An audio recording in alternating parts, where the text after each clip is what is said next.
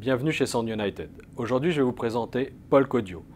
Polk Audio est une marque nord-américaine qui a été créée par Matthew Polk. Matthew Polk était à l'université Johns Hopkins aux États-Unis et a voulu, dans les années 70, créer une marque d'enceinte parce qu'il était passionné de musique, de rock and roll, de pop, de tout ce qui pouvait exister et toute l'effervescence qu'on pouvait trouver à l'époque au niveau de la musique. Donc ça, c'était quelque chose de très important. Donc il a rencontré 3 amis à cette université et ils ont commencé à créer des enceintes parce que leur problème était de trouver des enceintes abordables, surtout quand on est étudiant, on n'a pas beaucoup de moyens. Donc ils ont voulu développer des enceintes qui soient de très bonne qualité, mais accessibles à tout le monde. Et ça, c'est vraiment la philosophie de Polk qu'on va retrouver aujourd'hui sur une des séries que je vais vous présenter, qui est la série Polk Reserve, qui est la 3e dans la gamme des produits. Au-dessus, on aura la série Legend. Là, on va être sur la série Réserve. En dessous, on a une autre série qui est une série Signature. Et on a en entrée de gamme une série TX. On va commencer par les centrales. Vous voyez ici qu'on a deux centrales. Il y a une troisième, une petite sœur de celle-ci qui va faire 50 cm, qui va permettre d'avoir plusieurs possibilités au niveau des centrales. Une grande centrale pour avoir vraiment un très gros système qui va parfaitement se marier avec des R600 ou des R900, la grande sœur de la colonne qu'on a ici mais qui n'est pas présentée. On va avoir pas mal de produits et on va vraiment pouvoir créer tout système de cinéma avec de l'Atmos et avec pas mal d'innovations technologiques. L'avantage de cette gamme, c'est qu'elle est abordable en utilisant les technologies de la série Legend, qui n'est pas distribuée en France, qui est une série très haut de gamme vendue aux États-Unis et qui offre des avantages technologiques très intéressants. Notamment, on va pouvoir voir ici sur la petite bibliothèque qu'on a là, la R100, c'est l'entrée de gamme. On a un tweeter Pinacle, vous voyez cette petite pointe avec ces doubles suspensions qui font qu'on a quelque chose de très précis dans l'aigu. Ça permet d'avoir des tweeters qui sont agréés à high res et en même temps ce guide d'onde permet d'avoir une vraie diffusion et une scène sonore ultra large. Donc on arrive à avoir une sensation d'espace avec ces enceintes assez magique. Et bien sûr, on a aussi travaillé énormément sur les nouveaux cônes. Vous voyez ici, on a des cônes qu'on appelle les cônes turbines avec 7 petits renfoncements ou enflures, on va dire, qui ont grossi un petit peu sur l'avant, qui permettent en fait d'éviter toute déformation de la membrane. Et l'avantage de cette structure qui est aussi impaire permet d'éviter toute résonance, parce que si on fait des systèmes pairs dans l'acoustique, c'est toujours un problème. C'est comme une pièce, c'est comme une structure d'une maison. Si on a 4 murs identiques, on va avoir des résonances néfastes. Donc si on déstructure un petit peu ça, on évite toutes ces résonances. Et grâce à ça, on a une rigidité énorme. 2, ça permet d'alléger la structure, d'avoir quelque chose d'ultra dynamique et d'avoir des basses très performantes et très profondes sur ces enceintes. Bien sûr, on a rajouté aussi d'autres choses qu'on ne voit pas ici directement, c'est qu'on a un autre système qui est un PowerPort qui permet d'améliorer aussi la distribution des basses puisque c'est un évent arrière dans lequel on a changé complètement la structure pour éviter tout bruit d'écoulement d'air. Donc ça nous permet d'avoir un meilleur écoulement d'air, une plus grande pression acoustique et on rajoute un tube central pour encore dynamiser ça par rapport aux premières séries, donc c'est le PowerPort 2, qui permet vraiment d'avoir une pression acoustique dans ces enceintes de petit volume très impressionnant.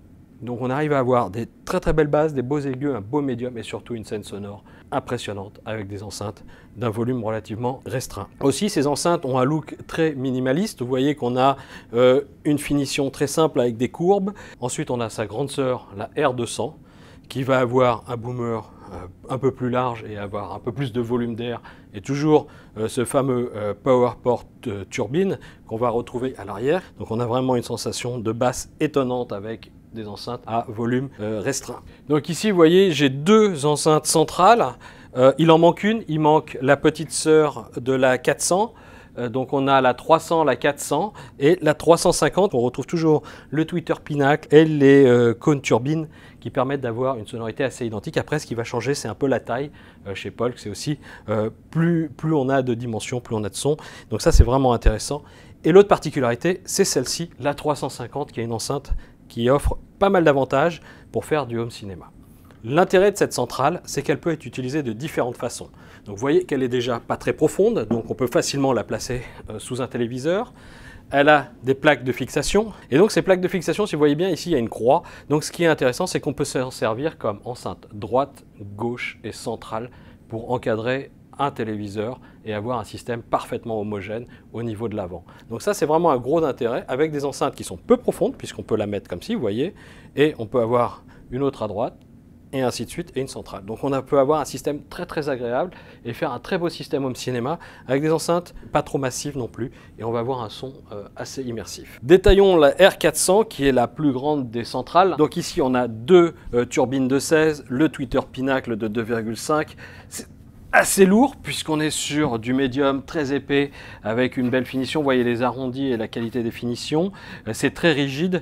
On voit que c'est vraiment très neutre au niveau son. Et bien sûr, on va retrouver ici les deux évents avec le PowerPort 2 qui permettent d'avoir aussi cette pression dans les graves. Ce qui est très intéressant, c'est qu'on arrive à avoir avec cette R400 une reproduction des basses et une descente dans les graves très important.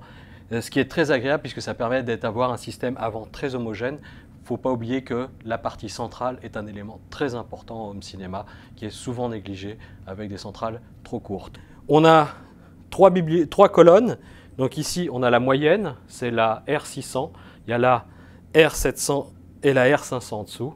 Et là, sur la 600, on a deux cônes turbines de 16 cm, un tweeter Pinacle de 2,5 cm. Donc là, on a vraiment quelque chose qui va pouvoir descendre dans les graves. Et bien sûr, le PowerPort X2 à l'arrière avec son évent et son cône central qui va permettre de mieux diffuser et mieux gérer le bruit du vent qu'on peut avoir.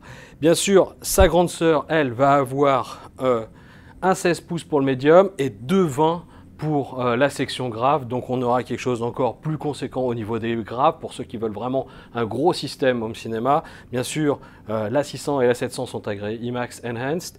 La petite sœur qui est la 500 sera beaucoup plus fine et utilisera du 10, de 10 avec un tweeter Pinacle, donc elle ne pourra pas être enhanced parce qu'elle ne va pas descendre suffisamment dans les graves. On a aussi rajouté, vous voyez, des enceintes Surround comme celle-ci, la R900, qui est une enceinte qu'on peut utiliser en enceinte Atmos sur une enceinte, et on peut aussi les utiliser au plafond puisqu'on a un bouton derrière pour inverser la position. Donc on peut la mettre ou en top enceinte ou au plafond en hauteur.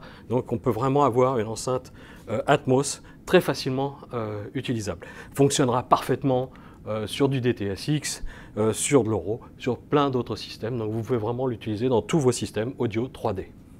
Donc ces centrales vont de 450 à 650 pièces. Bien sûr, on a aussi les bibliothèques. Les bibliothèques vont de 450 à 650 € selon le modèle. La R100 est à plus la 200. Les enceintes sur en hauteur sont à 550 €. Donc on a vraiment un très beau système. Et bien sûr, après, les enceintes colonnes vont de 600 à 1100 €.